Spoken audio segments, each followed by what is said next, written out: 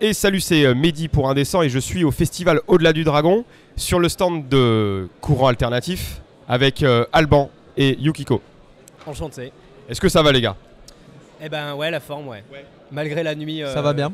Malgré la nuit courte, ça va, ouais. Le festival se passe bien pour vous? C'est plutôt positif là pour l'instant? Bah écoute, ouais, on a pas mal de retours au niveau du. Enfin, de ressentis positifs parce qu'on a amené pas beaucoup de jeux et ainsi de suite.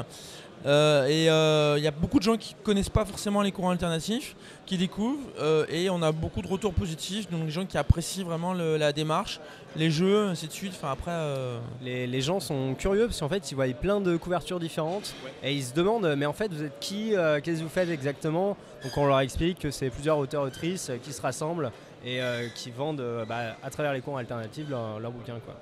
Donc en fait, est-ce qu'on peut résumer Courant Alternatif comme un collectif d'auteurs en fait? Alors, c'est plus un think tank et un regroupement d'auteurs que vraiment un collectif d'auteurs, parce que chaque auteur justement est indépendant. Donc c'est-à-dire chaque jeu qui sort est au nom de l'auteur. Donc ça c'est particulièrement marquant par exemple pour des jeux comme Damné où c'est Manon et Simon Lee qui ont écrit le jeu, mais tout est. Il y a eu un gros travail au niveau des cours alternatifs, de conseils, de suivi, de relecture, de playtest, ainsi de suite, avec tous les différents auteurs et des gens qui ne sont pas auteurs aussi. On nous pose la question des fois, est-ce qu'à niveau juridique on peut aider et autres? Alors à quasiment tous les niveaux, il me semble qu'on aide un petit peu, mais par contre on n'a pas de tampon courant alternatif sur les livres, malgré que Damné ait été beaucoup travaillé au courant alternatif et d'autres ont pu être travaillés. En fait on n'a pas ça. Et c'est vraiment indépendant. En fait, c'est vraiment le livre que tu vends sous la veste en mode hey, tu veux du alternative, tu veux changer un peu. Comme un petit trafiquant d'armes dans un polar, quoi, un peu.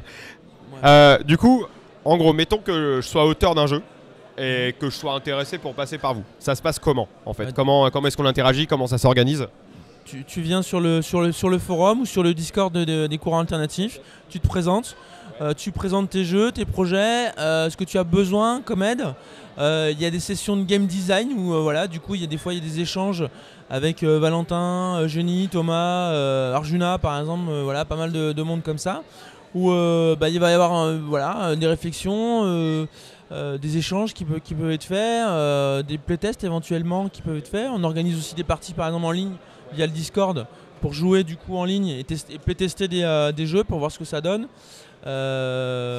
Réfléchir même au format par exemple, il y a eu des questions sur le format. Ces derniers temps on a même des sessions de procrastination où les gens se rassemblent une après-midi, une journée pour essayer de mutualiser un peu cette énergie commune pour créer des jeux. D'accord, ok.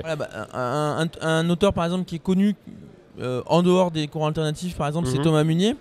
Thomas Munier, il participe énormément au courant alternatif. Pourtant, les jeux qui sortent, c'est ses jeux à lui, avec son univers, sa gamme Milvaux.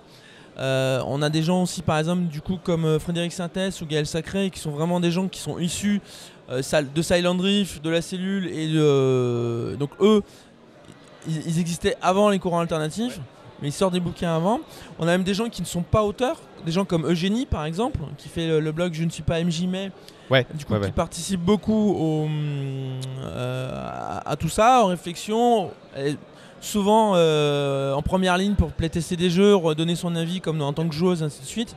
Donc elle intervient pas mal, mais effectivement elle n'est pas autrice, elle a rien écrit comme jeu, quoi.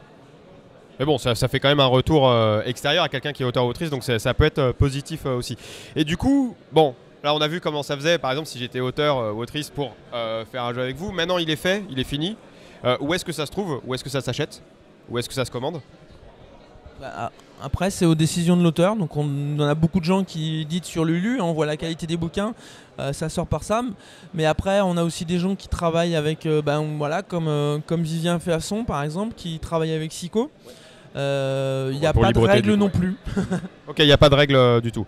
D'accord, ok, ça va. Donc du coup, c'est pour préciser, c'est pas une société, du coup, c'est une association, loi 1901 ou c'est même pas une association, on n'a pas de compte. En fait.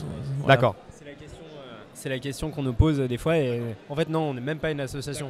Okay. Donc pas de statut posé, rien. Non. Alors, du coup, on peut vous trouver quand même sur les réseaux sociaux, sur l'internet mondial, etc. Vous avez un site web? Oui, il y a le site web courantalternatif.fr, je crois, c'est ça. Et le Discord des courants alternatifs où on intervient assez régulièrement.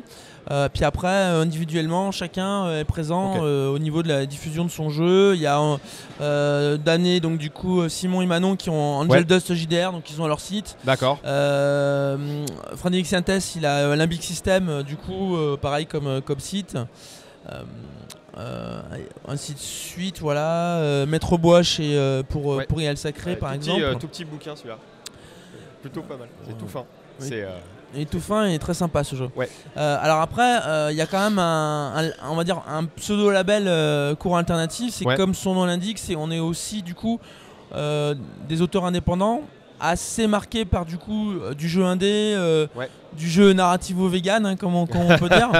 Alors ça veut pas dire qu'on va sortir que des jeux sans MJ avec des propositions un peu qui sortent de l'ordinaire.